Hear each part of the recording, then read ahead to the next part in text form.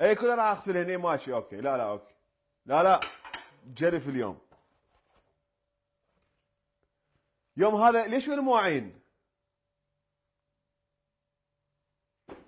مثل ما تشوف انه اليوم انا قررت انه اغسل المواعين باختياري، يعني ما حد جبرني، لانه بذاك الفيديو حكيت على موضوع معين وهو المعجون القليل بالباميه. فاليوم قررت انه اغسل المواعين باختياري انا.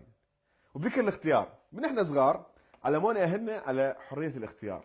يعني اتذكر من كنت ادرس بالاعداديه، وصلت صف سادس وامتحنت بكالوريا ونجحت طلعت 73. ابوي قال لي ايش تريد تصير؟ قلت له اريد يعني اروح لو صحافه لو فنون. فقال لي لا لا صدق تريد تصير؟ فقلت له صحافه لو فنون، اريد اطلع فنان. حجي هم طلع فنان، رسم. بعدين درست محاسبه باختياري. هاي احنا المسالمين هي شنو نمون بحريه الاختيار. لا داعش شلون؟ يعني نتخيل واحد ابوه بداعش ويجي على ابوه، بابا اريد اصير مهندس. تريد تبني اصنام وصروح على تالي وقت؟ انا كبرتك حتى اشوفك انغماسي بقد الدنيا. طول حياتي احلم باللحظه اللي اشوفك بها طشار. ما اريد اشوف من عندك ولا نتفه. شوف ابو ميسره عنده 3 ولد، جندل وجندل وجندل، لان كل ما واحد يفجر نفسه يسمي الوراء جندل على اسم انه يعيش اكثر. كلهم فجروا نفسهم وهسه شايل راسه بين الناس. صح انضرب قناص ذاك اليوم، بس بعد تجي تقول لي صير مهندس خلفه. احنا ملتهين نفجر تبني انت. ماكو صرح عالي ما نزلناه من نبي يونس يشيل ايدك. كل العالم من حقك تختار المكان اللي تعيش به. يعني مثلا ما عجبتك هاي الدوله تروح الدوله الاخرى وتحاول تعيش بيها.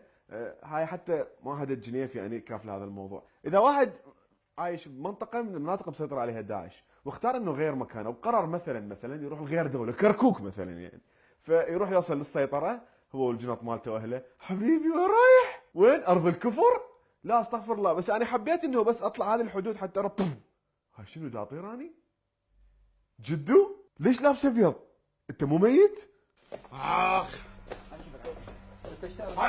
عبوطك اعتبر وكنا عاوز طلع من وراء لعبه السبع ابوات مالتكم هاي.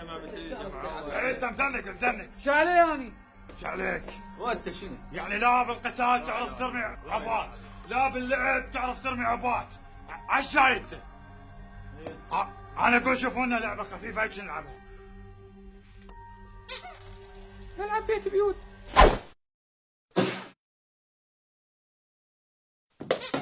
انا اقول نلعب شرطي حرامي. ايش بيك انت كيف؟ ايش بيك؟ زين هو منو حياخذ دور الشرطي؟ انت شنو؟ شرطي. انت شرطي؟ قتلوه هذا كافر! اضربه!